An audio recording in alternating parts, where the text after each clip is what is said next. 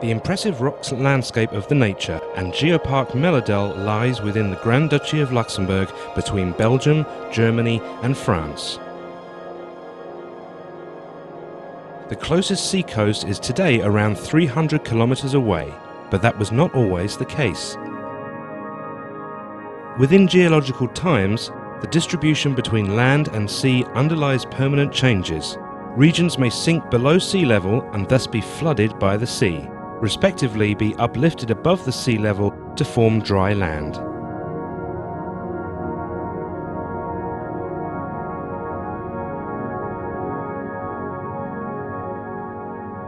Also, parts of Luxembourg were beneath the sea level during the Triassic and Jurassic times. During that time, thick sediment layers were formed on the seabed.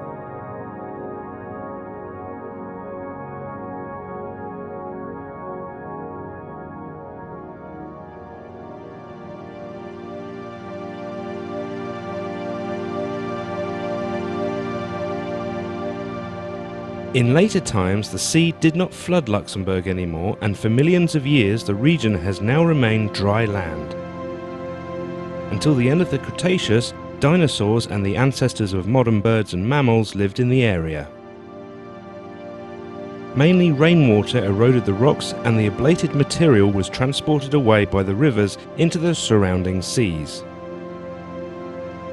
There, new sedimentary rocks continue to be formed, which, too, may someday be uplifted above sea level and become dry land, where they will wither once again, continuing the geological rock cycle.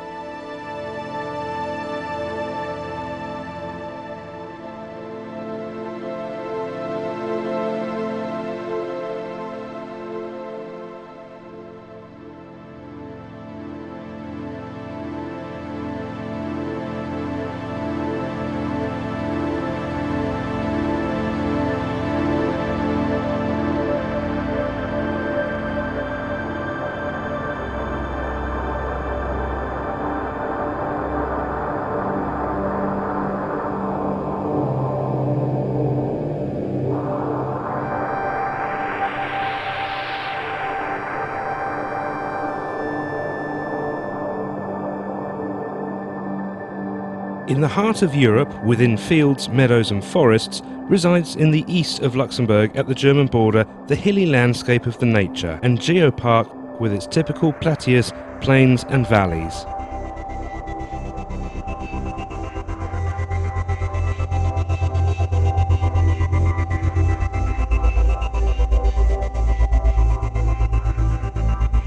Its underground consists of rock formations which have been deposited within the sea. In the centre of the region lies the Luxembourg Sandstone Formation. This impressive landscape is also known as Luxembourg's Little Switzerland, as it features pronounced sandstone plateaus that are limited by steep cliffs. Other rock types that define the landscape in the region are marl and dolomite, which are found between the different layers of sandstone.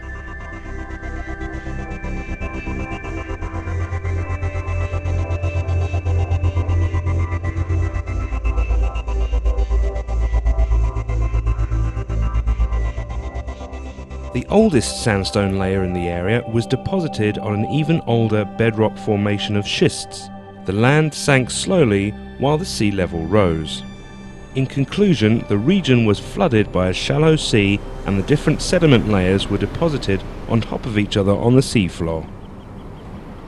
The marl layers were formed by the sedimentation of small clay minerals, which sank to the seafloor and became solid rock.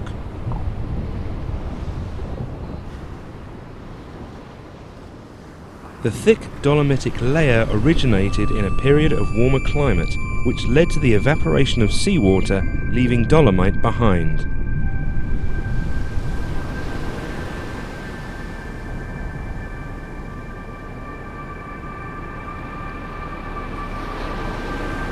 The Luxembourg sandstone deposits were formed about 200 million years ago.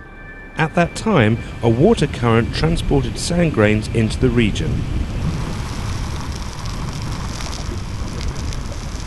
Lime crystallized and solidified between the grains, resulting in an up to 100-meter thick sandstone formation.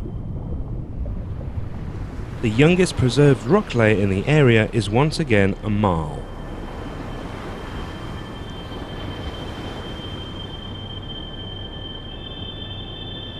Finally, the region started to uplift, the sea level dropped and the sea floor became dry land again.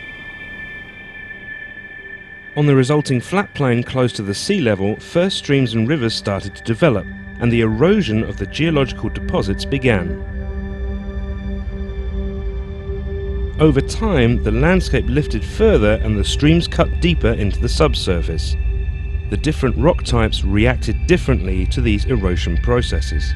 Sandstone and dolomitic limestone formed steep cliffs, while in areas where marl was predominant, the landscape was shaped into a smooth, softly sloping terrain. In the process, some blocks rose faster compared to others. The typical valleys of the Luxemburg sandstone formed in the same way.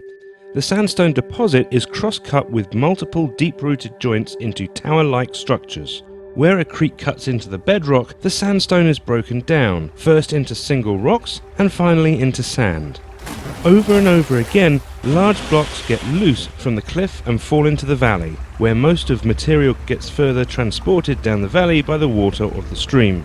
As the water reaches the marl layers below the sandstone towers separate from the formation along the joints and slide onto the clay-rich material of the marl into the valley. Some towers topple over, while others fall back against the formation, creating triangular caves along to opening joints. Today, the narrow valleys are dominated by beech forest. Mild temperatures and the inside places' high humidity provide excellent conditions for a huge variety of ferns and mosses. On the drier plateaus, oaks and even pine trees are growing. The landscape is populated since the Stone Age. Since then, humans have transformed the natural landscape into a cultivated landscape with a unique cultural and natural heritage which fascinates locals and visitors alike.